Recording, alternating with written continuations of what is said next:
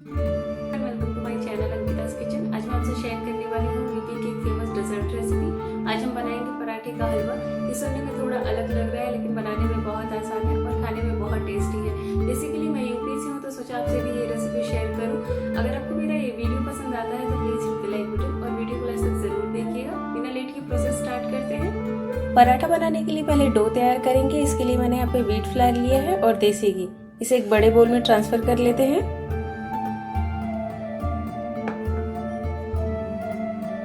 पहले इसे अच्छे से मिक्स कर लेते हैं।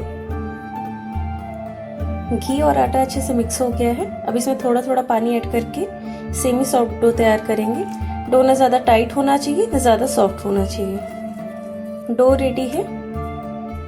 इसे हम बॉल्स में डिवाइड कर लेते हैं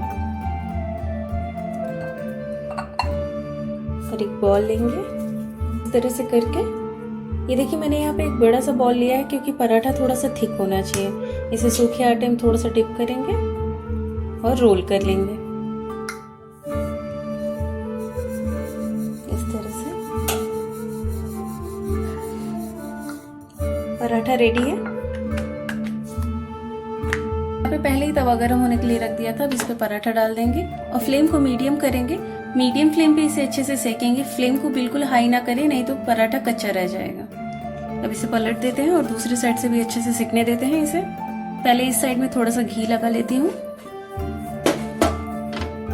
इस तरह से और इसे पलट देते हैं। दूसरी साइड से भी घी लगा देते हैं।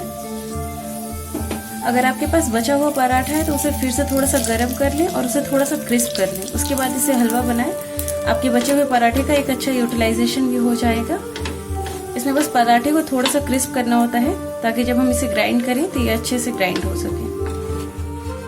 तो फिर से पलट लेते हैं। ऐसे अच्छे से सेक लेते हैं। पराठा दोनों साइड से अच्छे से सेक गया है।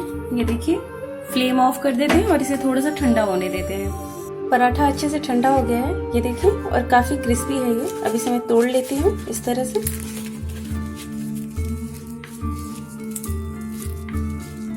और ग्राइंडिंग जार में डाल देते हैं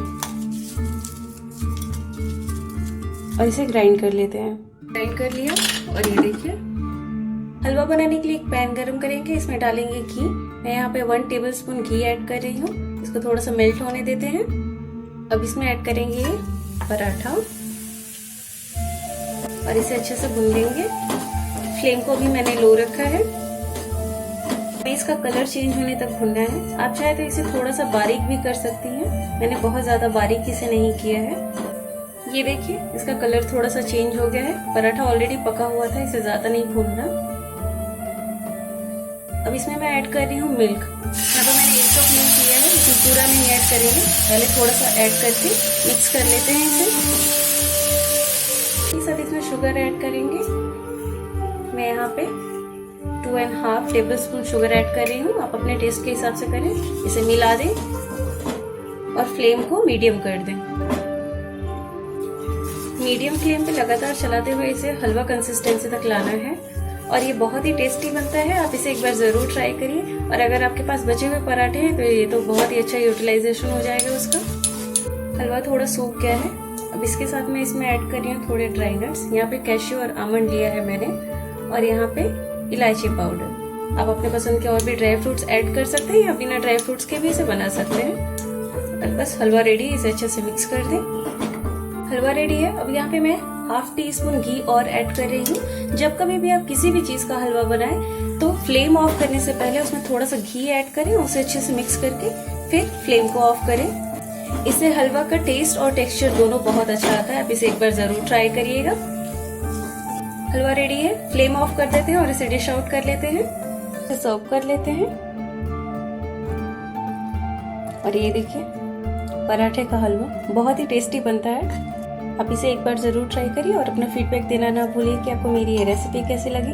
और अगर अभी तक आपने मेरे चैनल को सब्सक्राइब नहीं किया है तो please do subscribe my channel और बेल आइकन को प्रेस कर दीजिए ताकि न्यू वीडियोस की नोटिफिकेशन मिलती रहे। इसे थोड़ा सा गार्निश कर देते हैं इस तरह से। हलवा रेडी है। Stay fit, stay healthy. Thanks for watching my videos.